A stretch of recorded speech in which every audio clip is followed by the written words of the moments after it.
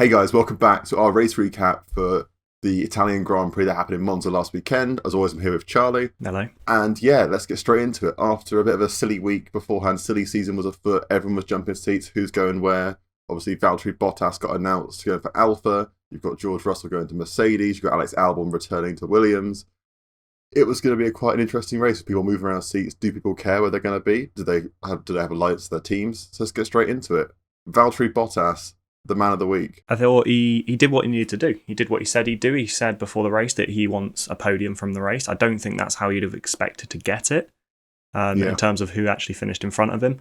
But yeah, he did what he needed to do. Though. He had a really solid drive, and I think he'll be very happy with it. And I think he was. And I think he didn't really care about what was going on around him. The best bit for me was Valtteri Bottas. He's getting interviewed and just go, oh, so you're P3, congratulations, won the race. Won the race. You came third, great podium for you, recovery drive. Turns, looks at the screen and goes, what do you think the Lewis crash? And he goes, unfortunate. Turns straight back to the camera, doesn't care, carries on. Obviously he does care for Lewis, but that's not his team anymore. He's gone. Yeah, it is a bit silly. I feel like it's kind of stupid for them. You know, they've just driven for 2 hours themselves. They want to debrief their own race. They don't need to be looking at what happened with other drivers. What's Lewis done? I don't care, mate. I'm doing my own race. I've got P3. Even though he's become P3 and Lewis didn't finish the race, Lewis managed to overshadow him. I think in his head he's a bit fuck off. I don't care, lads. Right, moving on. Talking about someone who didn't get P3, Daniel Ricciardo, P1. Daniel, he won it. I was hoping he would when he was ahead, but I was like, well, as long as Lewis and Max were still in the race, I was like, it's not happening. There's no way. Just a podium would be good. Podium would be nice. He did it from the beginning. Daniel Ricciardo, the whole weekend, people are he got Max and Lewis's crash help. No, he didn't. At the beginning of the race, he did a great sprint race, got P2, sat there, overtook Max at the straightaway and got away from him. The strategy went through round. If the safety car even did a safety car, just after he had pitted, so that put him on disadvantage, and he still maintained the drive and still pushed well. No way would you have put money on him winning it after the first lap. He was ahead. I would have put money on before the weekend. I wouldn't have put him money on winning. I think our prediction was you went Daniel P3 and I said Lando P3. Yeah. So I think McLaren's are fast. After the sprint race, I thought, you know what, he has a chance. As soon as I saw him P2, I wouldn't surprise with him finishing the podium. And then as soon as he overtook Max, I was like, yeah, you couldn't have predicted it. I would have bet on it. But as soon as I saw him overtake Max and started pulling away, he had that nice second gap at the front. Red Bull, they just didn't have the second car to fight with. Both McLarens were up there being annoying. Max was too busy worrying about Lewis and shit behind him. So one was doing defensive. Daniel tried to sit at the front and just chill, keep his delta down, keep his time going. Whereas Max worried about Lewis and the situation behind him, so they couldn't just have clear attacking drives. But I don't think many people would have confidently said that he was going to win it even when he was ahead, because at one point, you've got Max behind him who was within a second for a lot of the time, and then you end up with Lando behind him, who Lando was telling him he needs to go quicker. I think he wasn't though. That's the thing. Lando being he needs to go faster.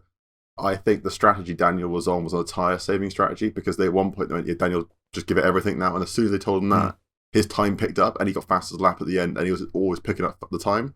So I think the strategy he was on he was being conservative with because he was on the hards. He was being conservative with delta. His teammates behind him was a second bit behind him. Yeah. He was just keeping loading his laps in, keeping going, and he's actually, as soon as they went to Daniel send it, he's doing fastest laps all of a sudden. So it's I think he's being tyre conscious, and a bit of maturity for him as a driver, being no, I'm going to keep my tyres good. Because see drivers, he was getting a bit worried when they were first in the mediums, they were losing the rear. So I think he was conscious, didn't want to lose the rear or have these tyres get too slidey, because you saw some people get a bit snaky during the weekend as well. Yeah, I think that in terms of managing a situation in the race, McLaren did what they needed to do, and they nailed it. They took advantage of what happened around them. You hear it so often. Williams is a prime example where you'd always hear George after a race, if they finish P13 or P12 or whatever, they say, oh, this is a disappointment. We should do better when these sort of things happen, when lots of people DNF. And they did exactly what they needed to do. And the fact that, the 1-2 as well. And Lando seemed like he couldn't be happier for the team, didn't he? I want to move on to talk about cutting over corners. Lando Norris's overtake. What a drive. His overtake. He put his two wheels on the grass and shot it straight past. He was having an amazing race. Valtteri Bottas as well. I know I've never been a big Valtteri fan in the past, but I just want to sing his praises for what a drive. He did a Checo Perez to a drive, right at the back. drove immaculately all the way through the grid, perfect overtake. His speed was immense, his time management as well. At the end, where Daniel and Norris were both on hards, Valtteri was on mediums, and I was like, oh, are they going to drop away? Yeah. And I think their fast couple laps they may have slightly done, but he maintained them well. I know helped by safety cars, but still he had those tyres on, which weren't as hard as the other ones, and was still going for it and just climbing and climbing and climbing. Yeah, I think that I feel like he probably really enjoyed that race because he wasn't up there trying to, being told, Valtteri, it's James, protect Lewis, let Lewis through, do all that. Like, he just got to go and drive the car, get it to the front. He got to the front. Lewis wasn't around. Max wasn't there. Like, he didn't need to worry about those two doing whatever they're doing. And he could just enjoy a Sunday drive. What is your prediction for Sochi? 1 week away. What are you saying? I think it's going to be pretty back to normal in terms of the running order. Service resumed. Service is going to be resumed. I think Lewis, again, because I want the championship to go down to like the end. So yeah. I kind of want Lewis to win, Max to finish second, and then like Bottas third. I feel like we'll go back to normal. I think I've got a weird feeling Perez is going to do something, maybe get up to like a P3 for Perez. I don't know why. I've got some weird feeling. I could see that, or him being in P2 and then being told to let Max through. Yep, or some weird thing. But I think I'm feeling McLaren's. They've got their mojo back. They're going to pushing for it. I think Orlando's going to be P3, P4 mark. Yep. I'm going to go with Lewis P1, Valtteri P2, Max P3. Ignore what I said about Pacheco. Yeah, I was going to say you just contradicted yourself in like 30 seconds. I just think Valtteri loves Sochi. That's the for those who doubt me, fuck you track is what he said. Like, yeah, they love it. They'll do good.